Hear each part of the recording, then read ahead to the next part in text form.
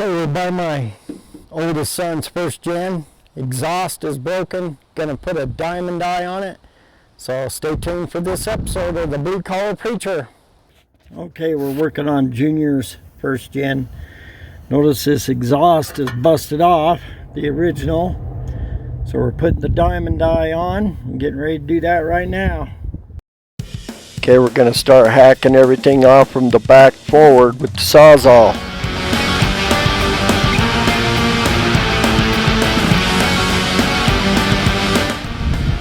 Okay, like I said, you want to start from the back and work your way forward.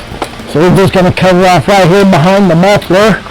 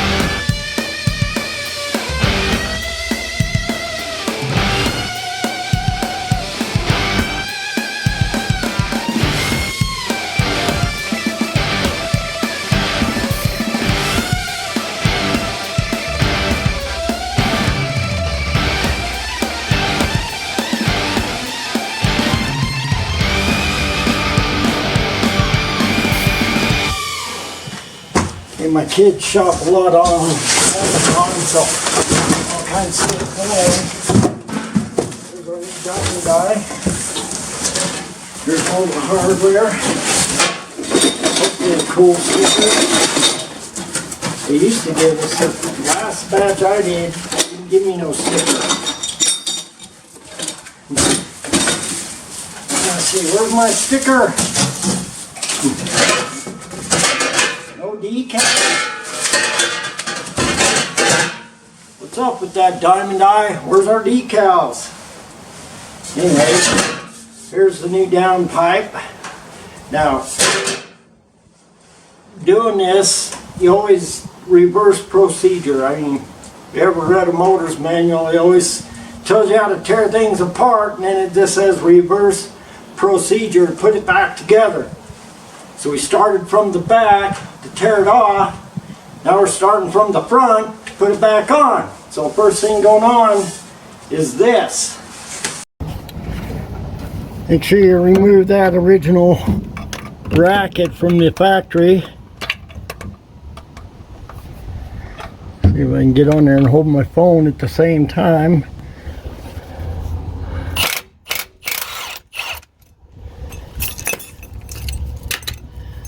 This bad boy here has got to go. Get that big down pipe to make it through there. Okay, they give you a parts list and the way it's laid out and everything. Now we're on the right side of the truck. They always give you the left side, like if you're looking from the driver's side down. So this is basically how it is on the truck. Well, when you're looking at it from the wrong side, it's basically backwards. But they give you all the numbers, trying to keep out of the way. And I just started spreading it out after I got my down pipe on. Now we left that V-band loose for now. Next is the pipe that comes from the down pipe back over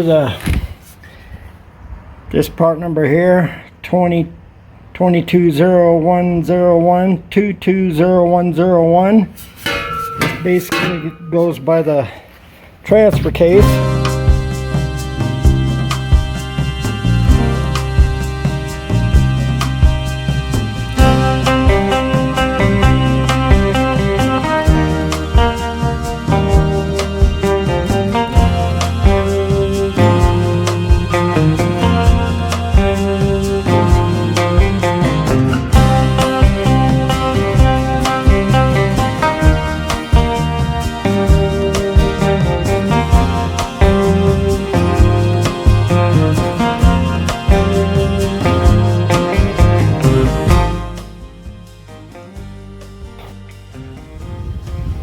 Now I use their little hanger to put in between the cross member and the pipe. Make sure you got clearance from your drive line, and then I twist my clamps so they don't interfere with the drive line and the front spring.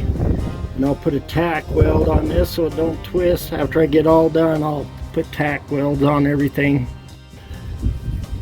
I always like to twist my clamps sideways so that when you go four-wheeling or something, you don't destroy in case you have to take it off, whatever. Anyways, keep the clearance. I twist them sideways like that if I can. Now I'm ready to tighten the V-band.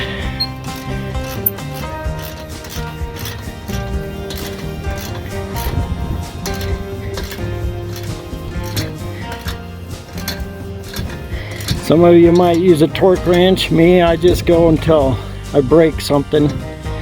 Either that or until it feels pretty tight. Let's strip it out. I have a built-in torque wrench, being a mechanic forever. That's tight.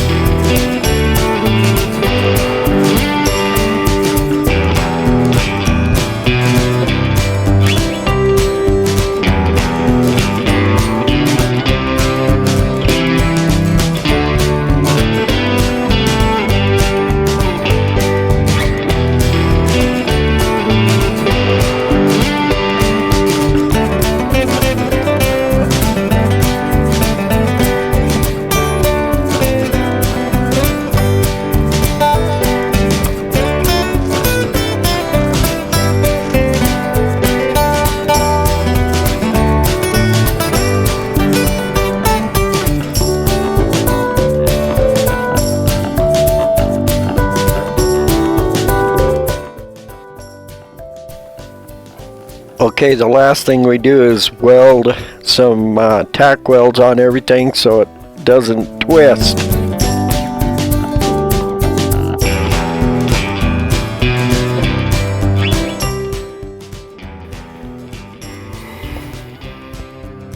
Alright, this thing hasn't started probably over a year. Probably been a year. Hopefully the battery's okay. Let's see which Dodge key it is here. Got 1, 2, 3, 4. Let's see, 1, 2, 3, 4, 5. This one here is to my second gen. These two are to my first gen. One's the door and one's ignition. They broke down. And then one is to my wife's truck and one's to my son's truck here. So we're gonna try this one first. Nope, ain't that one. So it's gotta be this one. Nope, ain't that one. This one. Ah, there it is. Okay.